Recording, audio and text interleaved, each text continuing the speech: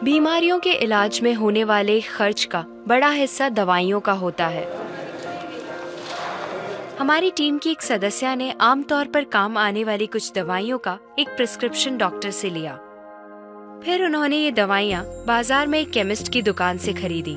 कितना? 2151। और यही दवाइयाँ उन्होंने जेनेरिक मेडिसिन्स की दुकान से भी ली।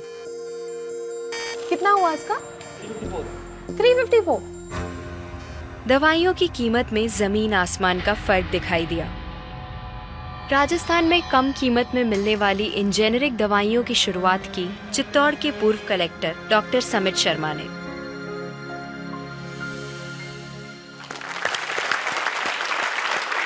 डॉक्टर समित, मुझे बताइए कि ये कैसा मुमकिन है कि हमारी जो कॉरेस्पॉन्डेंट थी वो वही दवाइयाँ उन्होंने 2000 कीमत में उनको मिली एक दुकान में, और जो जेनेरिक मेडिसिन है उस दुकान में जब गई तो उनको कम में मिली, 300 में मिली। ये कैसे मुमकिन है?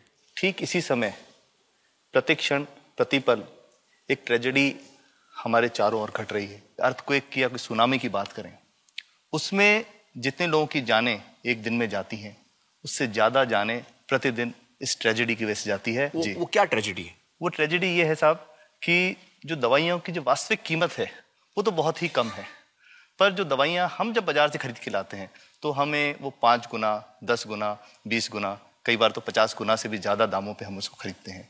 जैसे हम भारत में अगर देखें कि 40 करोड़ से ज़्यादा लोग ऐसे हैं जो अपने लिए 2 वक्त की रोटी नहीं जुटा पाते, तो क्या वो उस दवा को खरीद सकते हैं? बहुत सारे लोगों को इस वजह से दवाई नहीं मिल रही। यस, WHO कहता है कि स्वतंत्रता के 65 वर्ष पश्चात आज भी 65% of the Indian population lacks regular access to essential medicine. जो मेन दवाई हैं, जो आवश्यक दवाइयां हैं, वो उन तक नहीं पहुंच पाती रकम की वजह से।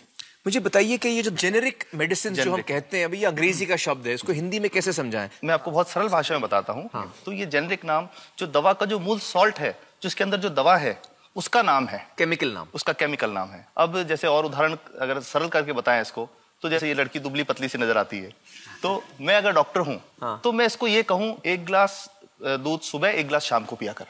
पर चिकित्सा के व्यवसाय में दुर्भाग्य से हमारे देश में ऐसा नहीं हो रहा। हम ये नहीं कहते कि आप भैंस का दूध लेके आइए, हम कहते हैं कि वो रामू की भैंस का दूध लेके आना। यही ब्रांडिंग है। ये जब उसकी दुकान पे जाती है वो कहता है 500 रुपए लीटर है, लेना है कि नहीं लेना। तो जो 30 रुपए की चीज है वो 500 रुपए में मिलती है। तो अगर मैं डायबिटीज की दवा ले रहा हूं और अगर मैं ब्रांडेड दवा लेता हूं तो मुझे कितने की पड़ेगी? जैसे एक 117 रुपए में भी है, 117 रुपए में मिलती है। और अगर वही चीज हम उसके जेनेरिक मेडिसिन के नाम से लें तो वो कितने की बनती है? वो मात्र 1 रुपए 95 पैसे में 10 गोली मिलती है।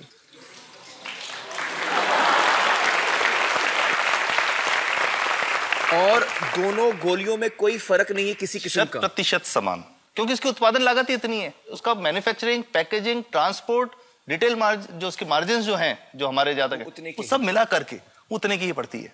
कुछ कैंसर के मैं आपको उदाहरण दूंगा, उसमें एक ही दवा जो ब्लड कैंसर के काम में आती है, बाजार में 1.25 लाख रुपए का एक पैकेट मिलता है। 1.25 लाख का एक पैकेट जो 1 महीने चलता है। और जेनरिक में वही दवा जेनरिक में अलग अलग कंपनीज जो बनाती हैं, एक 10,200 में बेचती है, एक 8,800 में बेचती है और एक 6,500 में बेचती है। मतलब ये आपका ये कहना है कि आपके ये प्रयास से इतने कम में राजस्थान में पब्लिक को, आवाम को ये दवाएं पहुंचा रहे हैं आप इस वक्त? जी, क्या बात है। मेरा ये सवाल है कि डॉक्टर्स जो हैं वो हमारे पर्ची पर जेनेरिक नाम क्यों नहीं लिख के देते? क्यों लिखते हैं वो ब्रांडेड? जाने नहीं देंगे बाहर फिर? नहीं, सब जाने देंगे।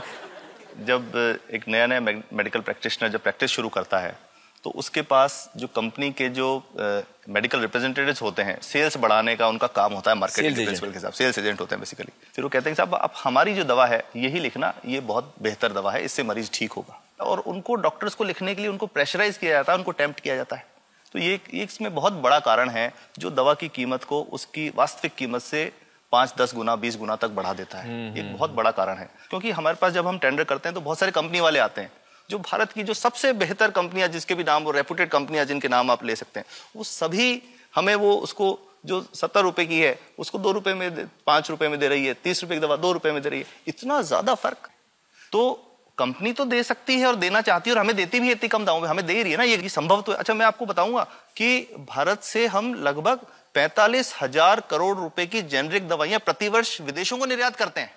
आप भेजते हैं दुनिया भर में जेनरिक, ये जो सस्ती दवाएं हैं आप विश्व भर में भेजते हैं, और हमारे लोगों को नहीं मिल रही। हमारे देश में महंगी है, हमारे देश में महंगी है, और अगर ऐसा है तो हमें कोई ईस्ट इंडिया कंपनी की जरूरत नहीं, हम वापस उसी दिशा में जा रहे हैं। आपने जब ये शुरू किया तो आपको कोई रेजिस्टेंस फेस करना पड़ा राजस्थान में? देखिए, जो प्रयास हम कर रहे हैं ये बेसिकली धारा के विपरीत बहने का एक प्रयास है जी। काफी थ्रेट्स भी हैं, क्योंकि इसमें माफियाज भी हैं, ड्रग माफियाज जो ऑपरेट करते हैं, और हम हमेशा ये बात कहते हैं कि हम 100 साल से भी पुरानी शोषण की व्यवस्था को बदलना चाहते हैं, पर हमने हमेशा डॉक्टर्स को दोषी नहीं माना। जी। सारे डॉक्टर्स बुरे नहीं है, 50-60% तो जेन्युइनली वो चाहेंगे कि गरीबों को कम कीमत पे दवा मिल जाए, वो चाहेंगे। और आज भी ऐसे डॉक्टर्स हैं जो अपने घर से सैंपल्स ला करके अपने जेब से पैसे निकाल के मरीज का इलाज कराते हैं, ऐसे डॉक्टर्स आज भी हैं। बिल्कुल सही। तो मैं इनको एक उदाहरण भी बताता हूँ कि कैसे हमारे जो काम वाली थी उसका बच्चा था छोटा, इंसिडेंटली हम कोई समय छुट्टी मनाने कोई बाहर गए, जब हम लौट के आए 10-12 दिन बाद, तो वो लक्ष्मी के साथ उसका छोटा जो बेटा था राजू, वो भी उसके साथ आता था जब, और मेरे बच्चों के साथ खेलता था, मेरे बेटे के साथ खेलता था। तो वो लक्ष्मी अकेली ही आई, राजू नहीं आया। तो हमने पूछा कि क्या हुआ, तो उसने जो बात बताई कि साहब वो उसको, आप गए थे, उल्टी दस्त हो गया था। उल्टी दस्त की बीमारी के लिए वो जब दवा लेने गई तो केमिस्ट ने उसको कहा कि इसके तो 400 रुपये लगेंगे। तो उसने कहा साहब मैंने खूब मांगा, मेरे पास 400 रुपये मुझे नहीं थे, और मेरा बच्चा रात को ही उसको दस्त आते रहे, वो खत्म हो गया। और मैं आपको ये कहना चाहता हूँ कि वो जो दवा लिखी थी कि वास्तव कीमत 1.5-2 रुपये ही है, तो वो बच्चे की जान बच सकती थी। 65 वर्ष के बाद भी अगर कोई बच्चा उल्टी दस्त से मर जाए तो मैं नहीं समझता इससे शर्मनाक बात कोई हम लोगों के लिए हो सकती है। और सबसे बड़ी बात कि इसे आसानी से बदला जा सकता है। हमें सबको एक समन्वित, एक संगठित प्रयास करने की जरूरत है। ये तो कुछ भी नहीं है, कोई नई फैक्ट्री खोलनी नहीं, कोई नई दवा नहीं बनानी, ये सब जो गलत चल रहा है इसको रोकना ही तो है।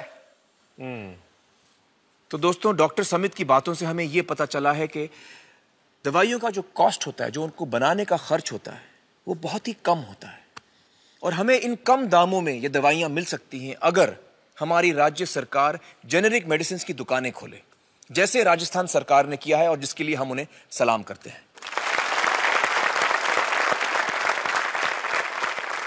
एक बात और, अगर आप एक एनजीओ हैं और आप जेनेरिक मेडिसिन की दुकान खोलना चाहते हैं तो department of chemicals and fertilisers आपको 50,000 रुपए की ग्रांट भी देता है।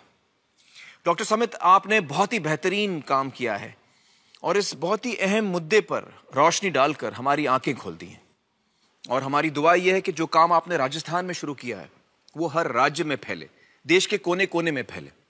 बहुत बहुत शुक्रिया हमारे साथ बातचीत करने का doctor Samit, thank you so much.